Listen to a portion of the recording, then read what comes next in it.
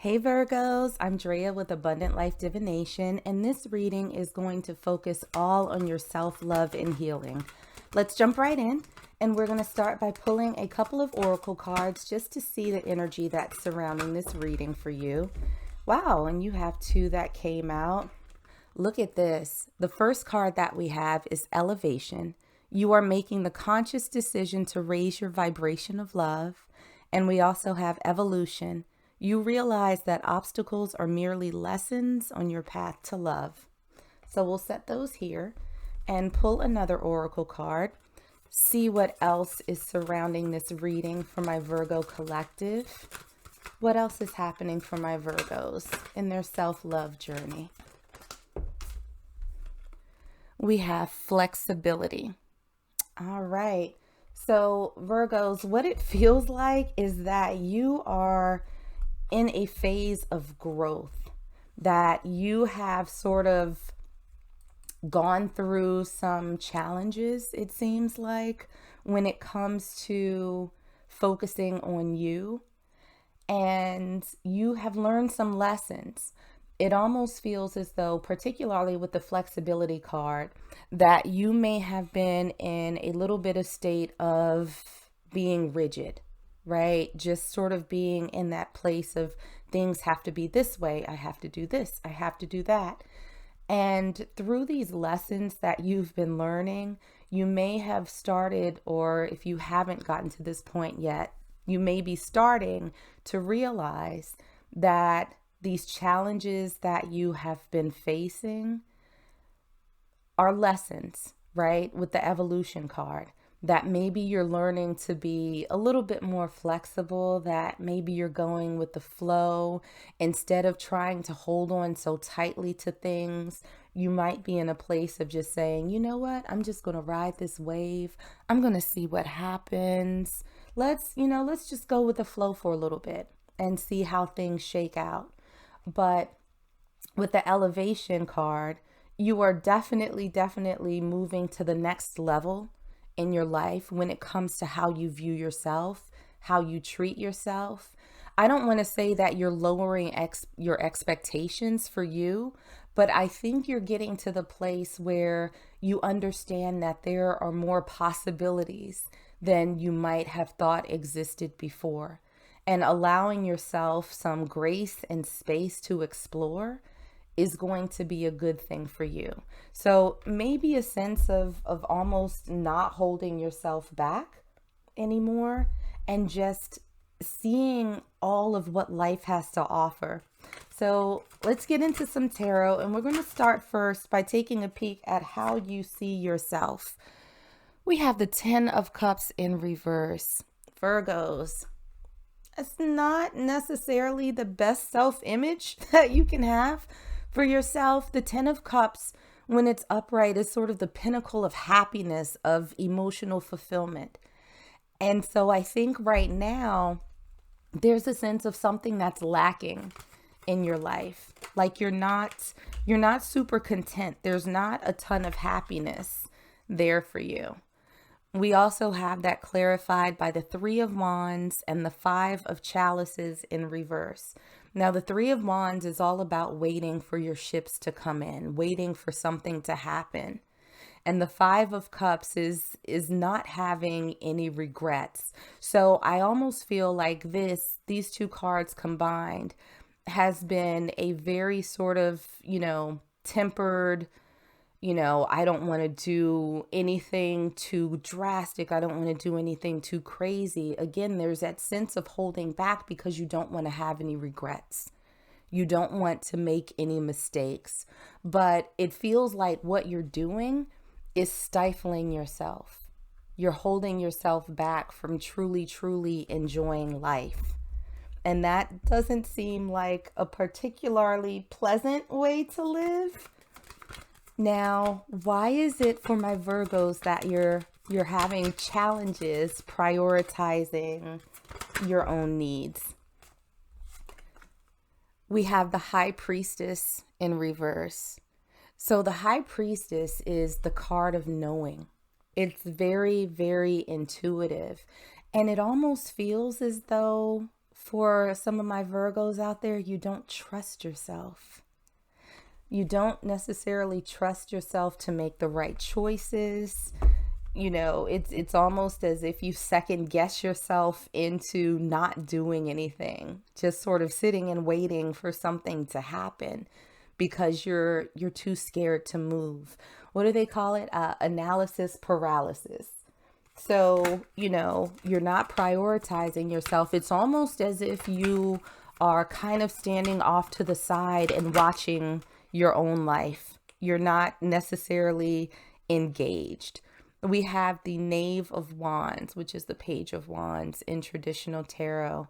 So there's this sense of curiosity, this sense of, almost like there's a spark, but you keep like kind of licking your fingers and putting the flame out before it has a chance to get started.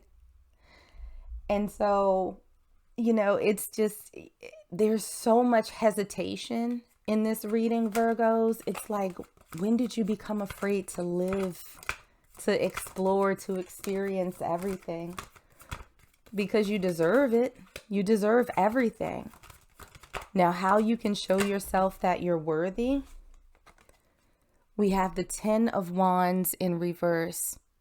It's time to put down those burdens, those experiences that you may have had before that have created this maybe sense of fear in you about truly getting out and enjoying the world. It's time to sort of let that go. Those burdens are no longer yours to carry. And I think, Virgos, that the sooner you understand that these lessons that you have learned are likely not all on you. There may be some things that you can pick out, that you could have operated a little bit differently. But I feel for a lot of you that other people's behavior have gotten you to this place. And so for those lessons that you've learned, wonderful. Take those, carry them with you. But for other people's actions, know that that's not a reflection on you. And it's time to let that go. We have the Ten of Wands in reverse, clarified by the Nine of Wands in reverse. It's time to let that stress go. This is, the Nine of Wands is all about anxiety. It's about restlessness. There is no calm that's associated with the Nine of Wands. And so having it in reverse, along with the Ten of Wands in reverse, there is so much weight that you're carrying on your shoulders, and showing yourself that you're worthy is going to require you releasing that. Return it to sender, give it back to the universe, but it is not for you to carry anymore. I think, Virgos, you've carried it long enough and it's kept you stuck. So how you can be more authentic to yourself? We have the Three of Pentacles in reverse. Now, the Three of Pentacles is usually about partnerships. It's about teamwork. This is going to be, I think, an experience where you're going to have to be a little bit of a lone wolf, that you are going to have to sort of step out in your own truth, in spite of what other people may think, in spite of what other people may say. This is you sort of forging your own path, living in your own truth, doing the things that make you happy.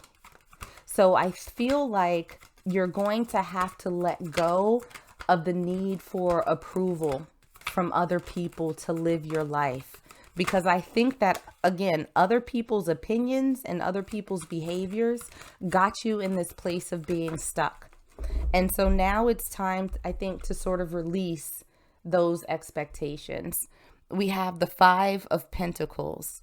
Now, this is, it's interesting that this came alongside the Three of Pentacles in reverse. And we literally just said that you might have to go this path alone, right? In order to show up as your most authentic self, not necessarily worrying about other people's opinions. Well, the Five of Pentacles is a card of sort of being on the outside looking in, not necessarily being a part of the fold or whatever it is that you want to call it, not necessarily being in with the big crowd or whatever it is.